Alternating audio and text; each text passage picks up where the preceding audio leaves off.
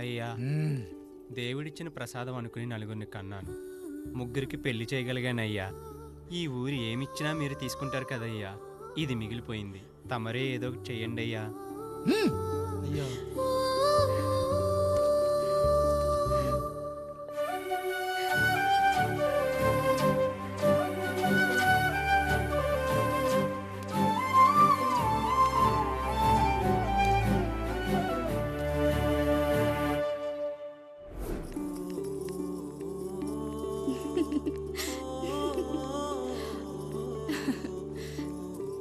ఈ ఇల్లు, ఆస్తి, ఇంత గొప్ప భర్త, పిల్లలు చాలా ఆనందంగా ఉందండి. కానీ నాకు ఒకటే లోటు. మన తర్వాత మన పిల్లల్ని చూసుకోవడానికి వీళ్ళకొక అన్నయ్య కావాలండి. అచ్చం మీ పోలికలతో వీళ్ళకొక అన్నయ్యని కందామండి. నువ్వు అడిగితే కాదనగలనా?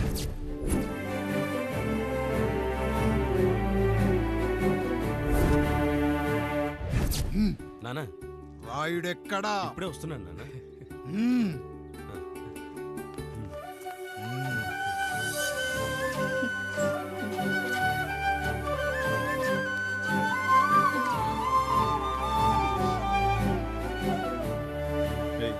చూడరా, మీ అన్నం మీద పగ తీర్చుకోవడానికి నీకు ఇదే సరైన సమయం. పర్లేదంటావా? ఏం పర్వాలేదు. అయ్యా ఎరా రంగా, ఏం కావాలో అడగరా. నీకంటూ ఏమి ఇవ్వలేదు, నువ్వు ఏమి అడగలేదు. చెప్పరా. మా అన్నకు నాకు పడట్లేదయ్యా.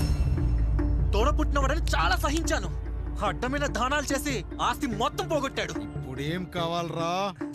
కొద్దిగా ఈ కత్తి తీసుకొని వాడిని చంపి పెట్టండి అయ్యా.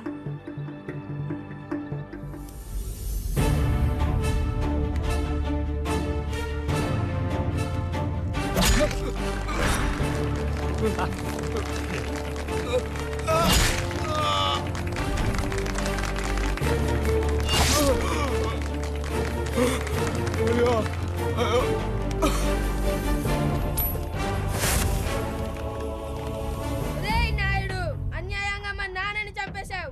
గుర్తుంచుకో, ఈ నాయుడి కొడుకు నీ కుటుంబం పాలిట సైనికుడిగా మారబోతున్నాడు. నిన్ను, నీ కొడుకుని, ఆడికి పుట్టబోయే కొడుకుని అందరినీ లేపేస్తా.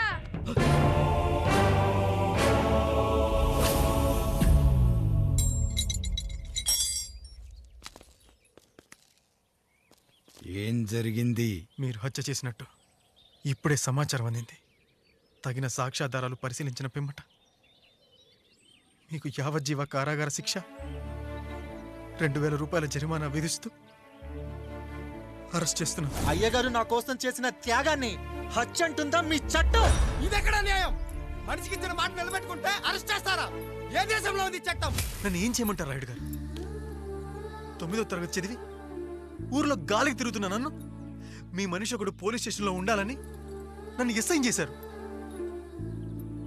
సాటి మనిషిని స్వేచ్ఛగా హత్య చేసుకోవాలని దౌర్భాగ్య స్థితిలో బతుకుతున్నాం మనం. మీరు చేసిన ఈ గొప్ప పనిని అర్థం చేసుకునే సంస్కారం, విజ్ఞత, విజ్ఞానం మాకు లేవు సార్, మాకు లేవు.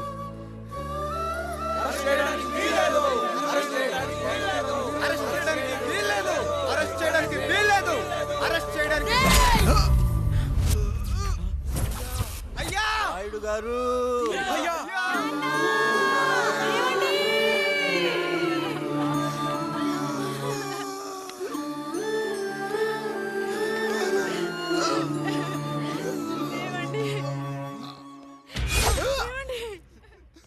నొప్పిగా ఉందిరా.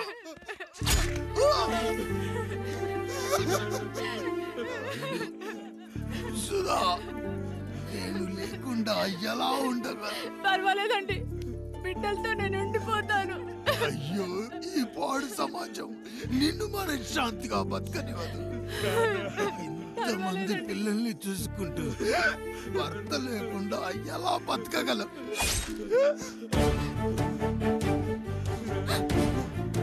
వద్దండి.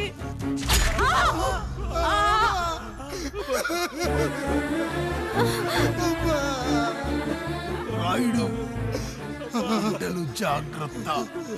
ఈ రోజు నుంచి వీళ్ళంతా నీ తమ్ముళ్ళు, చెల్లెళ్ళు కాదు, నీ బిడ్డలు.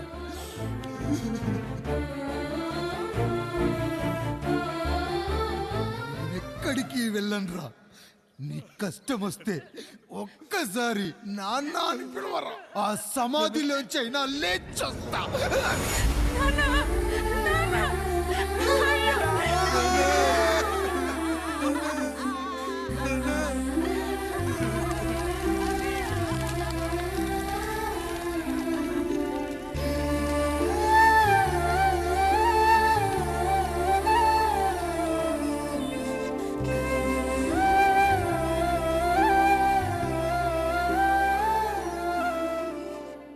ఇందు మూలంగా 50 మందికి తెలియజేయనిదేమనగా ఊరికి కొత్తగా వచ్చిన యాండ్రాయిడ్ తన తండ్రి పెదరాయుడు అని ఆస్తిలో వాటా పంచమని రచ్చబండిని ఆశ్రయించడం వలన గ్రామ పెద్దలందరూ రేపు 11 గంటలకు రాయుడు గారి ఇంటికి రావాల్సిందిగా కోరుచున్నాము.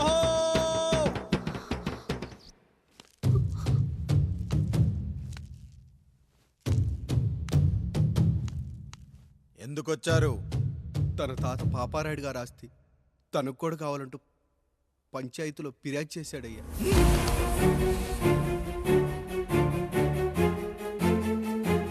మస్తా గారు, ఆ దస్తావేజులు ఇవ్వండి.